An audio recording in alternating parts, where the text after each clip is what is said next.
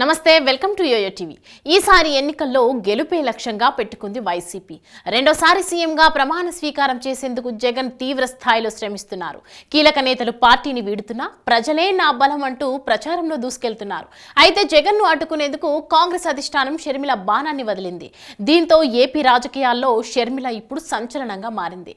అటు అధికార వైసీపీని రకరకాలుగా ఇబ్బంది పెడుతూ ఇటు మిగతా ప్రతిపక్షాలకు చెక్ పెడుతోంది.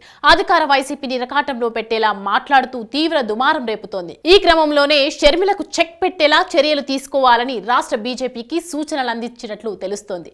దీనికి ముఖ్య కారణం ప్రత్యేక హోదా.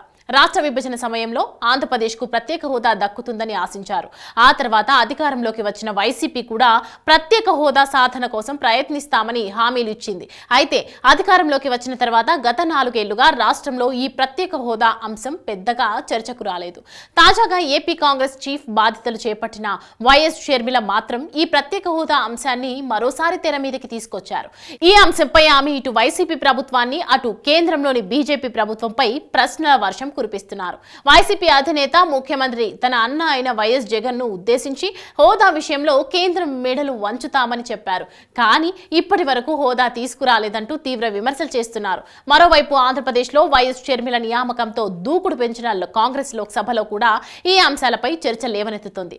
ఏపీ కాంగ్రెస్ వ్యవహారాల ఇన్ఛార్జ్ మాణిక్యం ఠాకూర్ తాజాగా లోక్సభలో విభజన హామీల మీద వాయిదా తీర్మానం ఇచ్చారు. దీంతో మింగుడు పడని బీజేపీ పెద్దలు వైసీపీ ముఖ్య ఎంపీ ఒకరితో మాట్లాడినట్లు సమాచారం. ఆయనను పిలిచి ఇదేంటని ప్రశ్నించారట. ఈ క్రమంలోనే షర్మిల అంశం ప్రస్తావనకు వచ్చిందని తెలుస్తోంది. ఆ సమయంలో ఆ ఎంపీ బీజేపీ పెద్దలతో వైఎస్ షర్మిల కావాలనే ప్రత్యేక హోదా అంశాన్ని తీసుకొస్తున్నారు. దాన్ని మేము సమర్థవంతంగా ఎదురుదాడి చేస్తున్నాం. కానీ మీ పార్టీ నుంచి ఎవరూ మాట్లాడటం లేదు.